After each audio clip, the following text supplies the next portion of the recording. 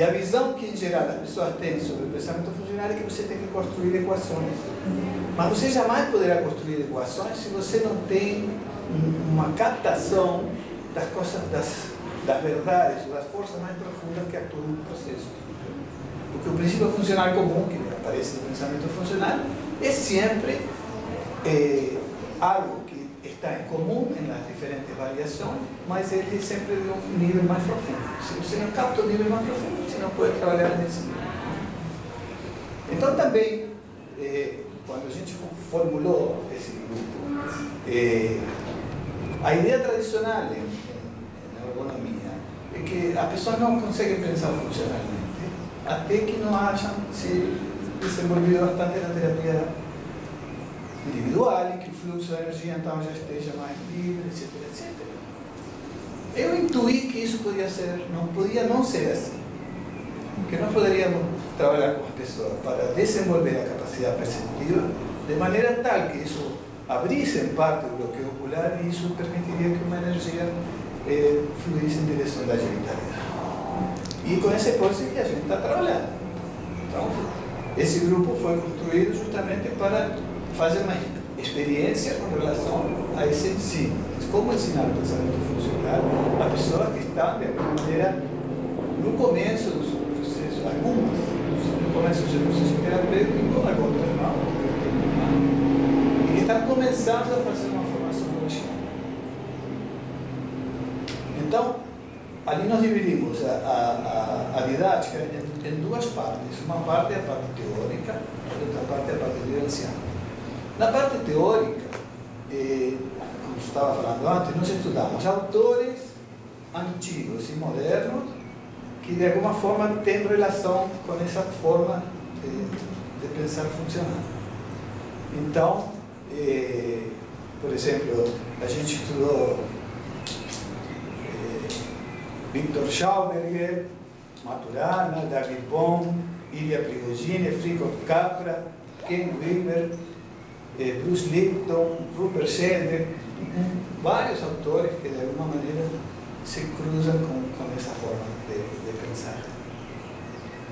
E do Reich a gente ensinava principalmente democracia natural do trabalho e funcionalismo ergonômico. Não chegamos a estudar equações ergonômicas, mas talvez um dia. Para você compreender a situação econômica, você tem que ter um bom desenvolvimento nessa forma de pensar. Então, esse era um aspecto. O aspecto vivencial, nós trabalhamos, em princípio, na primeira parte, no primeiro ano da formação, a gente trabalha com os problemas cotidianos. Por quê? Porque, bom, o problema sempre é o lugar onde o fluxo de energia parou. E se você consegue, através de um trabalho, de alguma forma, abrandar esses bloqueios, o fluxo de energia continua e a vida da pessoa segue em frente. A ideia que nós temos é de que os problemas não são um problema. Se os problemas da vida fossem um problema, o Reich não teria feito o que ele fez, porque ele tinha uma vida bem problemática. Desde pequeno, mãe, pai, tudo coisa pesada, né? A guerra, perdeu tudo, tem que começar a dizer, né? Então, e você vê, foi exilado 3 vezes, né? Então, como uma pessoa que teve todas essas dificuldades pode produzir a coisa fantástica que ele produziu, que até hoje rende para todos nós podermos crescer, né? Então, os problemas da vida não são problemas. O problema é nós temos que aprender a resolver os problemas. Então, por isso, essa é um pouco a ideia que a gente trabalha a partir dos problemas que as pessoas apresentam. Mas, por outro lado, eu já tinha trabalhado antigamente com grupos e tudo, e eu tinha captado que se você trabalha com um grupo de uma determinada forma, então, que depois eu vou explicar um pouco como é, então, em algum momento, algo acontece no grupo em que você percebe que todo mundo fica, tudo que aconteceu durante o trabalho no grupo faz sentido em algum determinado momento e todo mundo fica harmonizado. Agora, não é de qualquer maneira que você consegue que isso apareça. Isso aqui é um fenômeno, que não sou eu que faço, não é o terapeuta que faz. mas é algo na interação desse campo com os alunos, conduzido de determinada forma, permite que determinado tipo de experiências se capte o que a gente chama de campo. O que aconteceu no campo, ou o que está acontecendo no campo. Então, por exemplo, a pessoa apresentava o problema e depois, quando ela apresenta, as outras pessoas vão falando do que sentiram quando a pessoa apresenta. Mas cada um tem que falar de si, você não fala do outro. Aí você já está destreinando, né? Porque a pessoa que tem um problema, a nossa atitude automática não. Como eu vou ajudar você? Não, isso não rola. A gente escuta o que a pessoa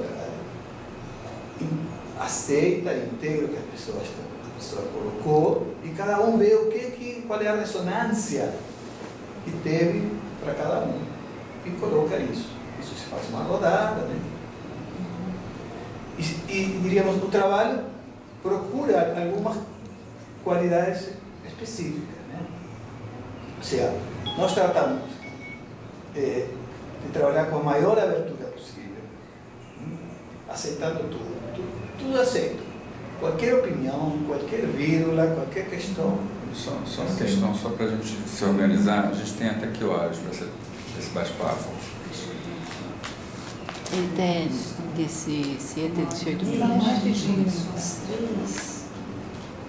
Não vou demorar muito. E eu falo super rápido. Minha parte clássica, tudo você sabe. Então, continua. Até as 4h30. Ah, não, aí é impossível. Aí é impossível. Tá, eu também vou dar uma... Não, eu vou falar super rápido. Aí você apresenta a gente sua. não começaram na traçada. A gente não começou às 3, né? Não, começou assim. E o outro grupo vai ser pequeno também, a gente vai fazer. É assim, como a gente já começou meia hora depois, né? Então, bora. Então vamos lá. Eu também não vou demorar muito. Se regular, né? Como se faz esse trabalho? Bom, primeiro com a maior abertura possível. Depois, a maior espontaneidade possível. Ou seja, eu não intervenho, salvo que a pessoa comece a discutir com outra. Eu não intervenho, eu deixo que aconteça como acontece espontaneamente. Né? Outra coisa que a gente percebe é que a pessoa não precisa dar muita informação. Quando a pessoa informa demais, atrapalha. A pessoa tem que dizer essencialmente, basicamente, o que sentiu, ou o que assunto lhe veio, mas sempre nós não trabalhamos com muita informação. Tentamos pegar o essencial. E tentamos que a pessoa perceba desde a sensação e desde o sentimento, e não tanto desde o raciocínio. Por quê? Porque isso aqui, trabalhar e compreender as funções de campo com o intelecto é bastante difícil se você não inclui o resto do organismo, o que a gente chama senso orgonótico, que Racha chama de senso orgonótico. Outros dizem sexto sentido, sétimo sentido, não importa. É essa capacidade de você captar o que está acontecendo de uma maneira aberta. Então, nós tratamos o quê? Nós tentamos desenvolver nas pessoas a intuição. Uma função importante. A intuição. Qual é a tua intuição? E também que eles aprendam a reconhecer a primeira impressão. Isso é fundamental. Qual é a primeira impressão que algo me dá? Em geral, o que acontece conosco é assim: uma pessoa te dá uma determinada impressão, você descarta e acaba indo por outro caminho. Em geral, essa primeira impressão é importantíssima. Isso acontece com os pacientes. O paciente chega, qual é a tua primeira impressão? Né? Muitas vezes a gente faz com que se perceba o espaço que há entre uma pessoa e outra, o espaço que há entre um falou e outro falou. Nós achamos que o espaço é vazio, mas o espaço não é vazio. Nós estamos num campo inteligente, né? Essa é a nossa ideia. Há um campo inteligente que permeia. Então há algo entre você e eu. Aqui também, quando eu falo, você me escuta, há algo. Olhar para isso que é mais difícil. Nós, em geral, olhamos para os objetos identificados no foco da nossa mente, e não para o que está em volta, o que abarca isso. Não? Porque o essencial nunca é visível. ele aparece.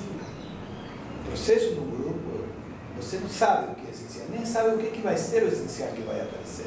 Mas em algum momento aparece e pode ser reconhecido.